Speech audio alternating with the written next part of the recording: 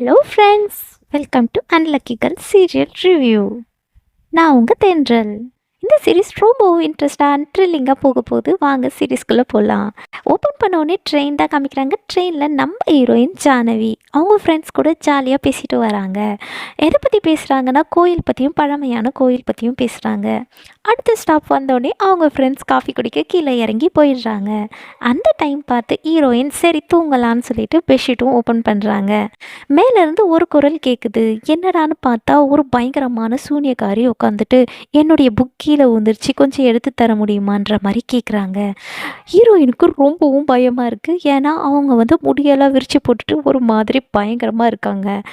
சரி புக்கு கேட்குறாங்களேன்னு எடுத்து கொடுக்கலான்னு எடுத்து அந்த புக்கில் இருக்கிற ஒரு லைன் ஓப்பன் ஆகியிருந்ததுனால பார்க்குறாங்க.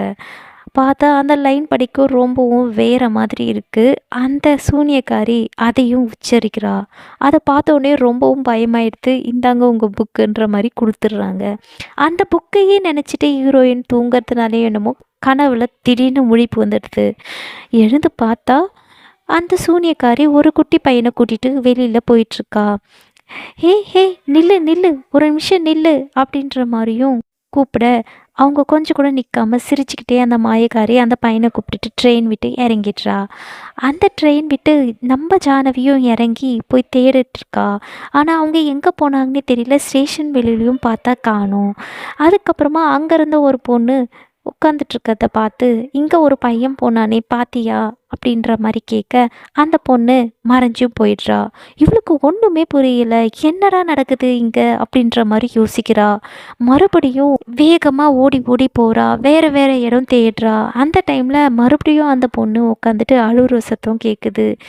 இங்கே இருந்த ஒரு பையனை பாத்தியா, ஒரு மாயக்காரி மாதிரி ஒருத்தி கூட்டிகிட்டு போனா பாத்தியான்ற மாதிரி கேட்க அவளும் அந்த இடத்துல போயிருக்க மாதிரி கையும் காமிக்கிறா.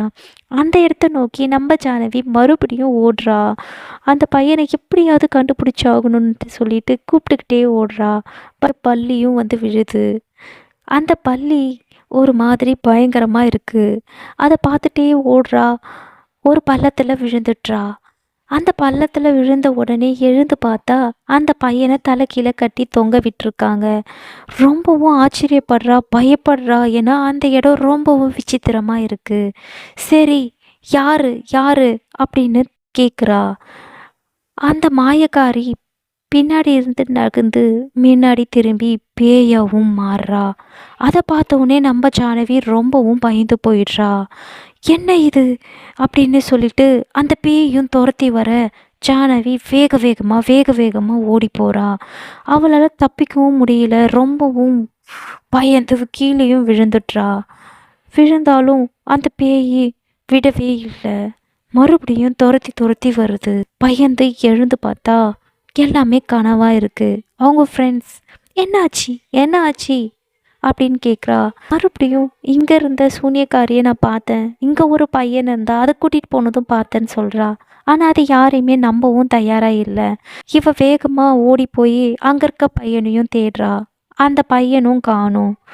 அந்த மாதிரி ஒரு பையனை நாங்கள் கூட்டிகிட்டு வரவே இல்லை, அவன் வரவே இல்லைன்ற மாதிரி அவங்க வீட்டில் இருக்கவங்களும் சொல்லிடுறாங்க. இப்போ நம்ம ஜானவி வெளியில தான் இருக்காங்க. அங்கே சூரியக்காரி அந்த குட்டி பையனை தூக்கி போயிட்டுருக்கத பார்க்குறா.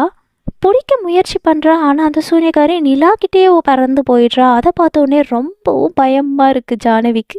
சரின்னு அவள் வீட்டுக்கும் ஓடி வந்துடுறா. வீட்டில் ஒரு ஃபங்க்ஷன் மாதிரி நடந்துட்டுருக்கு. அந்த ஃபங்க்ஷனில் நிறைய பேர் கலந்துட்டுருக்காங்க. இவ தேடுற குட்டி பையனை தேடிக்கிட்டே இருக்கா. குட்டி பையன் எங்கன்னு கேட்க அந்த வீட்டில் இருக்கவங்கெல்லாம் வேறு வேறு குட்டி பையனை காமிக்க ஜானவிக்கு ஒன்றுமே புரியலங்க. அதுக்கப்புறமா அந்த குட்டி பையனோட அம்மாவே இருக்க குட்டி பையனை பார்த்தீங்களான்ற மாதிரி கேட்க அவங்க வீட்டில் இருக்காங்கன்ற மாதிரி சொல்ல நம்பவே இல்லைங்க நம்ம ஜானவி.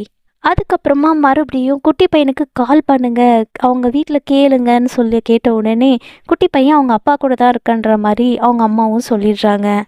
ரொம்பவும் கன்ஃபியூஸ் ஆகி பயந்து போன ஜானவி என்ன பண்ணுறதுன்னு தெரியாமல் சரி ஓகே இவங்கெல்லாம் சொல்கிறாங்கன்னு சொல்லிட்டு அவள் ரூமுக்கும் போய் யோசிச்சு பார்க்குறா. எது கனவா நிஜமா என்ன ஏதுன்னு ஒன்றுமே தெரியாமல் அவள் திகச்சு போகிறா. அந்த நேரத்தில் அந்த வீட்டில் இருக்கிற எல்லாமே கொஞ்சம் மர்மமாக நடக்குதுங்க. எல்லாம் காத்தடிக்குது, வேகமாக ஏதோ நடக்குது, ஒரு தகுடை பார்க்குறா. இதெல்லாம் பார்த்து ரொம்பவும் பயந்து போகிறா ஜானவி. என்ன சரி விடு, போனது போச்சு. சரி எல்லாருமே சொல்றாங்கன்ற மாரி காம்ப்ரமைஸும் ஆகுறா. அந்த டைம்ல அவங்க ஃப்ரெண்ட்ஸ்லாம் எங்க இருக்காங்கன்னா, ஒரு பார்ட்டி பண்ண போயிருக்காங்க. அந்த ஹோட்டல்ல இருக்க ஃப்ரெண்ட் ஓனர் நம்ம ஹீரோ ஆகாஷ். அத பார்த்தோனே ஆகாஷ் கிட்டயும் அவங்க ஃப்ரெண்ட்ஸ் பேசுறாங்க. வீரா வந்து ஜானவிய லவ் பண்றதாவும், அதுக்கு நம்ம ஹீரோ கிட்டயே ஐடியா கேட்குறாங்க.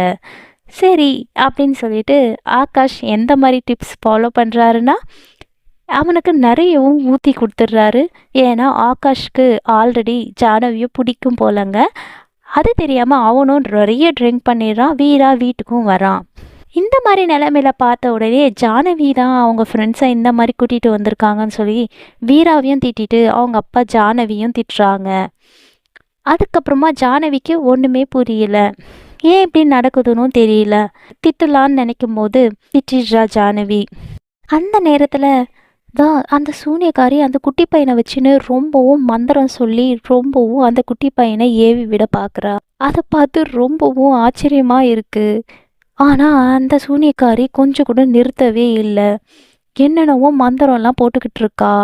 அந்த பையனை கட்டி போட்டு ரொம்ப மந்திரமா போட்டு அவளுக்கு உயிர் கொடுத்துட்டு இருக்கா. இவளுடைய உயிர் தான் கொடுத்துட்டு இருக்கா போல. ரொம்பவும் பயங்கரமா காமிக்கிறாங்க. இந்த நேரத்துல வீராவும் அவங்க வீட்டிலேருந்து வெளியில வந்துடுறான். ஜானவி வீரா எங்க அப்படின்னு கேட்கும்போது இந்த ஐடியாலாம் கொடுத்தது ஆகாஷ் தான். இந்த மாதிரிலாம் அவன் பண்ணது ஆகாஷ் தான்ற மாதிரி நம்ம ஹீரோவையும் சொல்லிடுறா.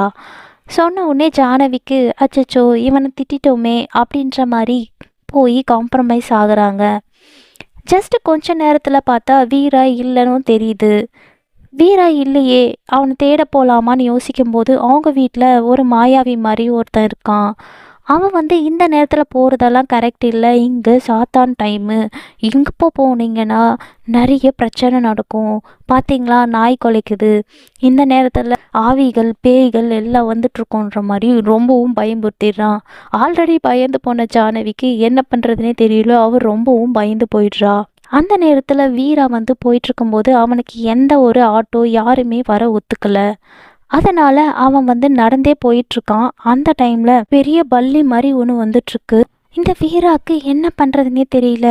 அவன் எப்படி தப்பிக்கிறதுன்னு யோசிச்சு ரொம்பவும் பயப்படுறான். எல்லாமே சேர்ந்து நான் அவனை துரத்த ஆரம்பிக்குது. அதுவும் பெரிய பெரிய பல்லி.